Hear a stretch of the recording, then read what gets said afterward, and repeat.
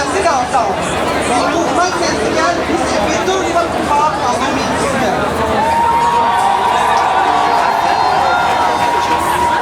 Tout ça pour dire haut et fort que ça suffit.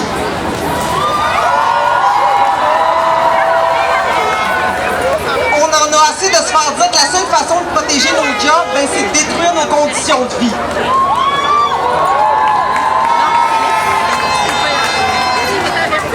On n'accepte plus que les pétrolières s'enrichissent pendant que la population subit la crise climatique. Hein? On n'accepte plus ça.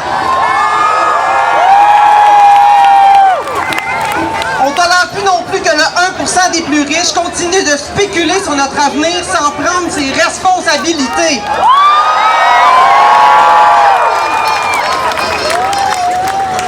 Mais on peut être fiers.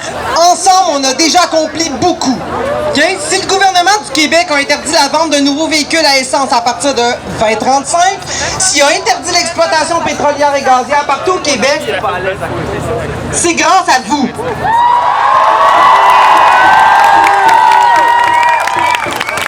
C'est parce qu'on était 500 000 en 2019, on s'en rappelle, là.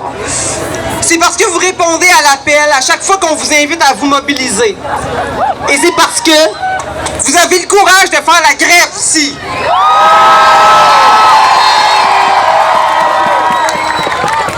Si on veut envoyer un message clair au gouvernement le 3 octobre prochain, il faut voter pour un parti qui fait de l'environnement sa priorité. Mais sachez que ce ne sera pas suffisant. Hein? Aucune formation politique va assez loin dans ses engagements pour la lutte au changement climatique. Dans les 4 prochaines années, on va encore devoir se mobiliser. On va encore devoir faire la grève pour le climat. Ça va être le combat de notre vie, j'ai l'impression.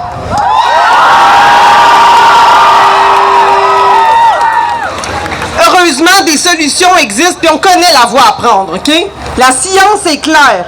Le Québec peut se passer des énergies fossiles et il doit le faire le plus rapidement possible.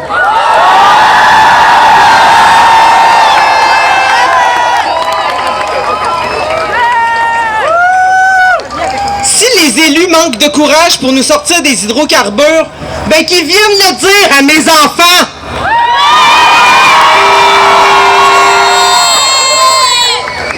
Qui osent regarder mes filles dans les yeux puis leur expliquer pourquoi ils acceptent de participer à la crise climatique, pourquoi ils choisissent volontairement de sacrifier leur vie à elles.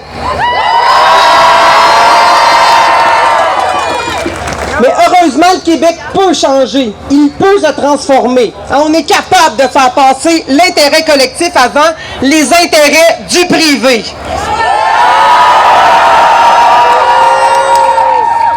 Je crois profondément en notre capacité de bâtir ensemble une société plus écologique, plus juste, plus équitable, plus inclusive. Mais on va avoir besoin de vous pour y arriver. Hein, vous avez vu tous les groupes qui sont impliqués aujourd'hui dans la manifestation pour l'organisation et tout ça. La SEV, le FEDAC, Travailleuses et travailleurs pour la justice climatique, des organisations communautaires comme le FRAPRU, le MEPAC. Ces organisations-là ont besoin de vos bras et de vos têtes pour réaliser leur mission. Joignez-vous à nous, joignez-vous à eux.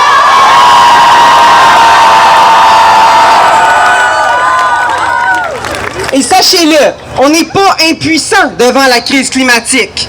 On est souvent isolé. Seul, c'est vrai qu'on n'a pas de pouvoir. C'est vrai que les corporations et les gouvernements mènent le bal. Mais ils vont arrêter le jour où on va décider que ça suffit!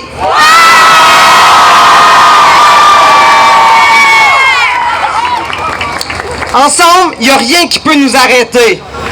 C'est vrai qu'on a encore tout un mouvement à rebâtir.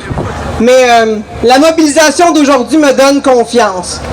Ensemble, on va y arriver!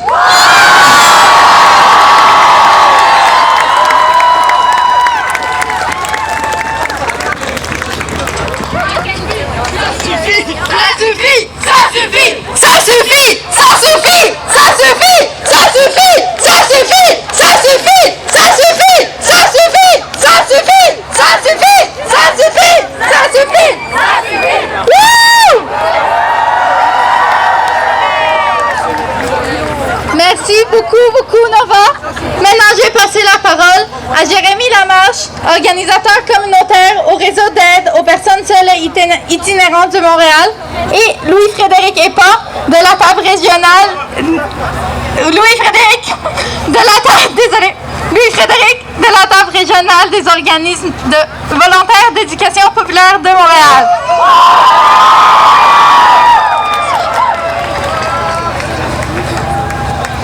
Salut vous autres, belle gang de crinqués. Ça fait du bien de nous voir ici à se battre pour un monde meilleur cet après-midi. On se tient aujourd'hui devant vous comme des représentants du milieu communautaire, des groupes qui se battent jour après jour pour nos droits et nos conditions de vie à tout le monde. On vous apprend rien, on vit en ce moment crise par-dessus crise. La pandémie, la crise du logement, la crise du coût de la vie, la crise climatique.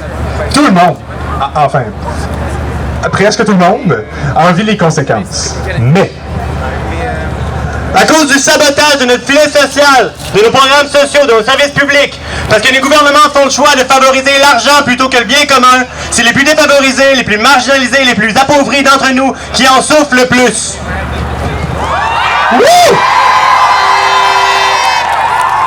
Yeah.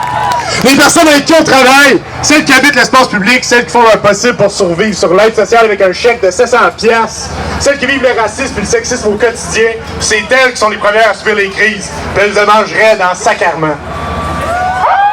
Yeah! Pluie torrentielle, canicule, explosion des prix des aliments. Mettons que ça fesse plus fort quand t'as pas une crise de scène, quand t'es mal logé ou quand tu vis dans la rue.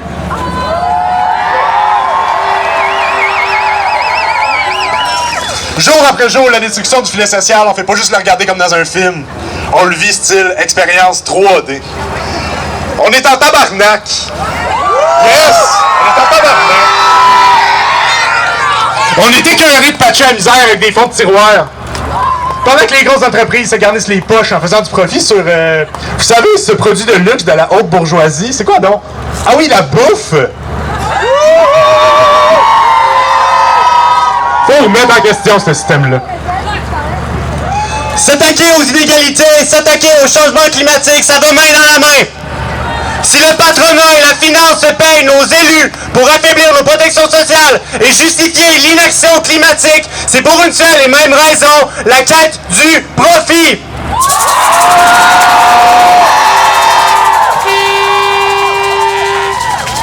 Résultat, les riches sont toujours plus riches et notre filet social s'effrite à vue d'œil. À quel prix pour la planète? À quel prix pour nos communautés?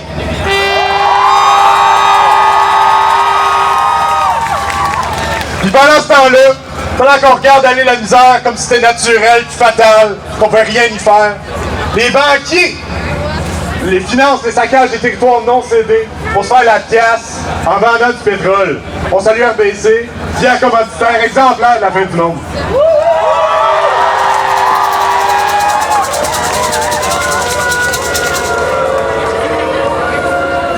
De l'argent pour s'attaquer au changement climatique, pour répondre aux besoins de tout le monde, il y en a en masse.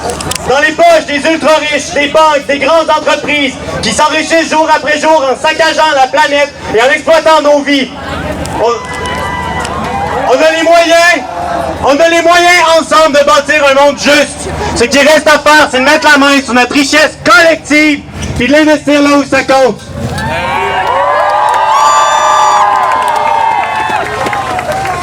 Fait qu'allons le chercher, cet argent-là.